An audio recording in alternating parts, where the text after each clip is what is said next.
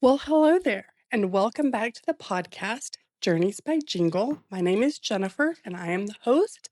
I am also a travel agent. I am super excited about today's topic.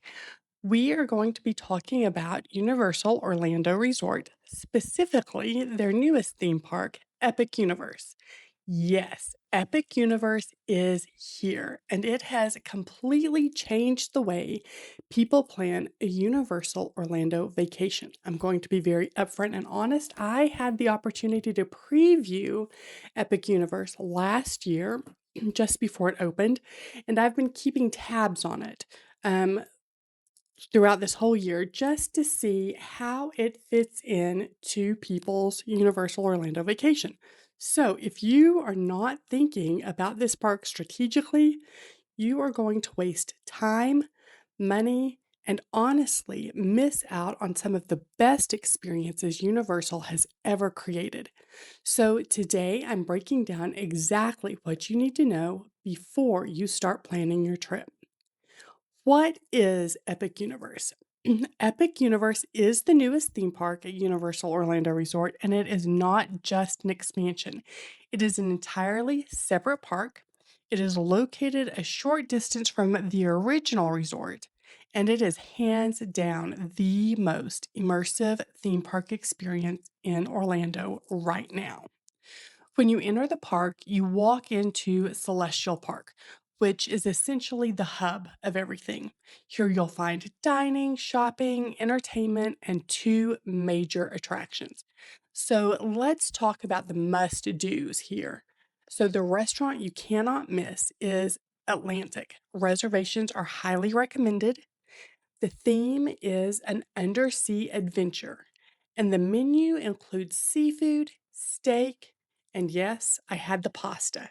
It was absolutely incredible. But the real showstopper are the floor to ceiling windows overlooking the central fountains. So think Bellagio in Vegas, but make it universal.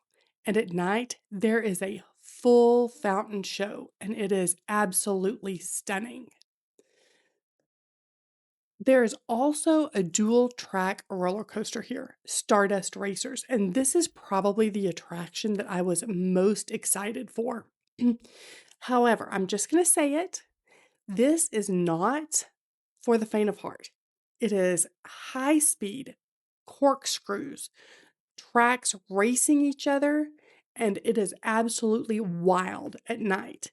If you've got serious medical conditions, you should absolutely skip this ride. But if you love thrill rides, you are going to be obsessed.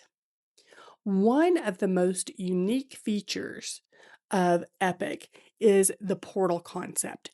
So, from Celestial Park, you enter each land through a portal, and that's where things get next level. These portals are these huge archways that you pass under and are themed to each land. So as you pass under them, you're going to see like an LED display above you as you go through. It is incredible. So there are four lands, and I'm ranking them from least interesting to the most mind blowing. And let me just say, even the least interesting is still absolutely incredible. Are you ready for it? The least interesting land is the new Harry Potter area.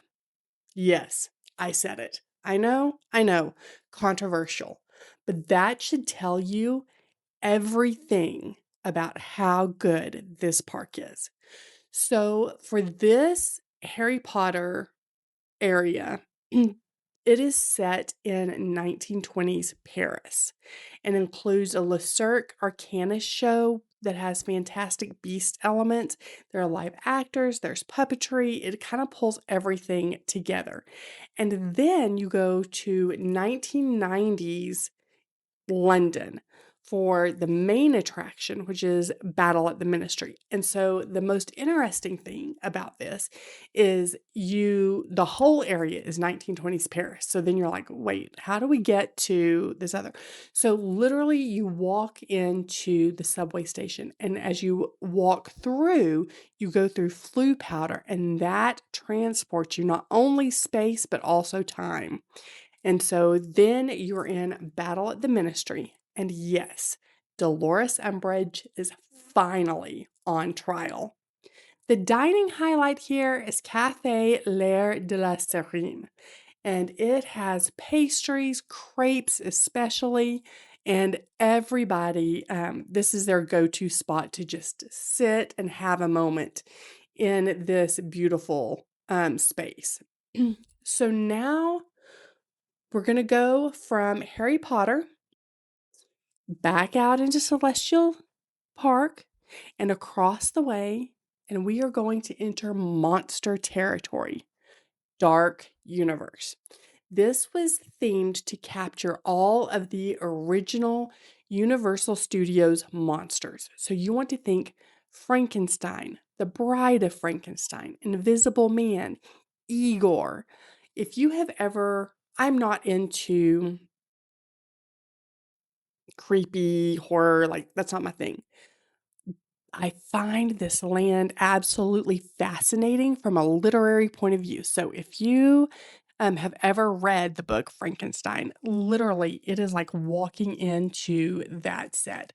The top right here is Monsters Unchained, and arguably it is the best themed attraction in the park. Um, I think it's every 15 minutes, the castle gets struck by lightning, everything goes off. It's incredible there. There is a very unique experience in this land. It is a Darkmoor monster makeup experience. Think Bibbidi Bobbidi Boutique, but creepy. They can make you over as Frankenstein, as a werewolf, as a multitude of monsters, and their makeup is definitely pro level. Here is a pro tip. If you do this, the facial recognition throughout the park may not work properly. So if you're planning on leaving and coming back in and you need the facial recognition, just keep that in mind. For dining here, Burning Blade Tavern for sure. The blade is on fire. And so you can only imagine how cool this area looks at night. And then with all of the characters wandering about, 10 out of 10. 10 out of 10. So let's move on. Let's leave Darkmoor and let's go to a little happier place. Super Nintendo World. Now, this one is intense and in the best way. It is also probably the least surprising simply because it has already been in existence out in Los Angeles. So keep in mind this area is loud, it is bright, it is fully interactive, and so many stairs. So you will get your thigh workout today. If you have ever wanted to be inside a video game, this is it. The highlights here, of course, are Mario Kart Bowser's Challenge, my favorite Donkey Kong Minecart Madness, and they offer power-up bands for sale that allow you interactive play. So if you've ever played a Mario game, you bump the little brick and the flower pops up or whatever. Yes, that actually happens. It is incredible. The food here, Toadstool Cafe is what you're going to see all of the pictures of. The theming for that cafe is great. The food is okay. But get this, this is what you want. A DK Crush float. It is banana pineapple soft serve plus pineapple soda. Absolute fire. So now what would be the best land? The one that's left. That is going to be How to Train Your Dragon, Isle of Berk. This is it. The winner. It is 1,000 out of 10. There are 3 attractions back here: Hiccup Swing Gliders, Dragon Racer Rally. Yes, it does do 360-degree flips, and Fire Drill. You will get soaked. All of these attractions are do not miss. And the show here is the Untrainable Dragon. Incredible. Now, they did bring the show over from Japan, and I will neither confirm nor deny. Okay, I'll confirm. Hiccup and Toothless fly over your head.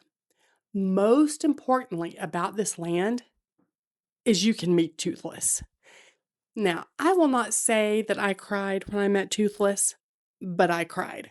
This is not your average character meet and greet, and because of that, the line for this meet and greet gets long fast. So if this is a meet and greet high on your priority list, you really probably want to start your day off there.